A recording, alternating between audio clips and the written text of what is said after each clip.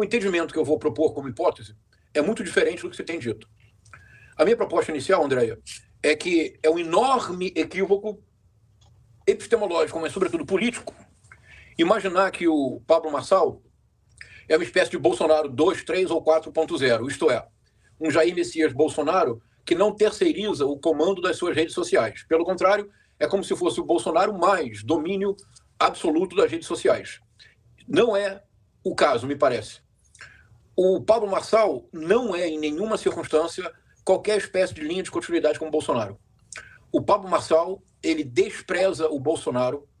O Pablo Marçal considera o Bolsonaro fraco. O Pablo Marçal considera inaceitável que o Bolsonaro não tenha sido reeleito com as rédeas do poder nas mãos. Então, o que significa o Pablo Marçal? O Pablo Marçal significa, na política brasileira majoritária, a introdução do modelo Javier Milei. O que é o modelo Javier Milei? É o modelo queimar os navios, destruir as pontes. Olha, quando o Hernán Cortés, em 1517, chega no México, quando os marinheiros, os soldados, se afastam das caravelas, sabe o que fez o Hernán Cortés? Colocou fogo em todas as caravelas. Absolutamente em pânico, os soldados olharam para trás, vendo as caravelas pegando fogo, e o Hernán Cortés disse: agora, destruir ou morrer. O Javier Milei e o Pablo Marçal representam isto: queimar navios e destruir pontes. Ele não é antipolítico, ele não é antissistema, ele é a destruição completa de qualquer possibilidade de política na polis. É muito mais do que ser antipolítico, porque quando nós falamos antipolítico, Andréia, nós temos há muitas vezes no imaginário popular, e quer dizer alguém que não é político de profissão e que por isso pode fazer uma política nova. O Pablo Marçal não é antipolítico, o Pablo Marçal é a destruição de qualquer possibilidade de política, isto é, de diálogo entre diferentes, de criação de acordos entre os diversos. Mas que mais que é o Pablo Marçal? Essa é a primeira observação. Ele não é, em nenhuma circunstância, uma continuação do Bolsonaro ou uma renovação do Bolsonaro. Ele é uma oposição mesmo ao Bolsonaro. Agora, o que significa de fato como fenômeno? É um fenômeno muito preocupante, que nós precisamos estar atentos e reagir à altura. Então, segunda proposta. A primeira proposta está clara? Tá, né? Segunda proposta. O Pablo Marçal representa, na política majoritária brasileira, um fenômeno que nós veremos nas disputas para a vereança e nas disputas para a prefeitura. É o fenômeno da economia da atenção colonizando a política. O que é isto? Vamos lá. A economia da atenção é um conceito que foi criado em 1971 pelo Herbert Simon, que ganhou o Prêmio Nobel de Economia um pouco depois. A ideia da economia da atenção é uma ampliação do conceito de economia, claro. É muito importante no conceito de economia, Andréia, prestar atenção num fato básico. Só tem sentido pensar em economia porque nós vivemos em meio à escassez. Ora, se nós vivêssemos num mundo perfeito, de abundância, onde cada qual recebesse segundo as suas necessidades e cada qual no futuro recebesse segundo as suas capacidades, que é o famoso lema de Karl Marx, se o mundo fosse esse mundo de abundância, onde todos recebem tudo que precisam, por que a gente vai pensar em economia, Andréia? Você não pensa em economia, você desfruta a vida, não é? Você pede uma caipirinha, acha o mundo bonito e desfruta a existência. A economia existe, o pensamento econômico é necessário, porque, pelo contrário, nós vivemos em meio à escassez. Como assim?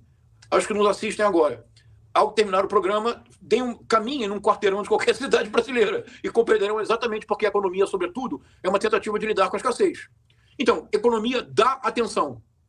A ideia do Herbert Simon é que o produto mais escasso na cognição humana é a atenção.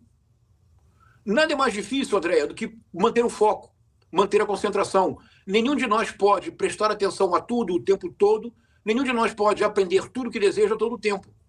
Assim como a atenção, a cognição humana tem um limite. Ela se baseia na escassez. Por isso nós precisamos selecionar o objeto que será o dono de nossa atenção e nós precisamos eleger aquilo que nós desejamos aprender. Então a economia da atenção, dizia o Herbert Simon, que é um fenômeno propriamente antropológico da condição humana, tornou-se agudo com o surgimento de tecnologias da comunicação. Ele pensava no telefone, Andréia, telefone fixo. Ele pensava na televisão, e veja que coisa inacreditável, a televisão passou a ter controle remoto. Ele começou a existir TV a cabo, meu Deus do céu, como escolher, como manter a atenção diante de tantas opções. Imagine isto hoje, em 2024, com a pletora de ofertas que ocorrem todo o tempo nas redes sociais. Então, a economia da atenção hoje é verdadeiramente o eixo da economia e o eixo da vida social.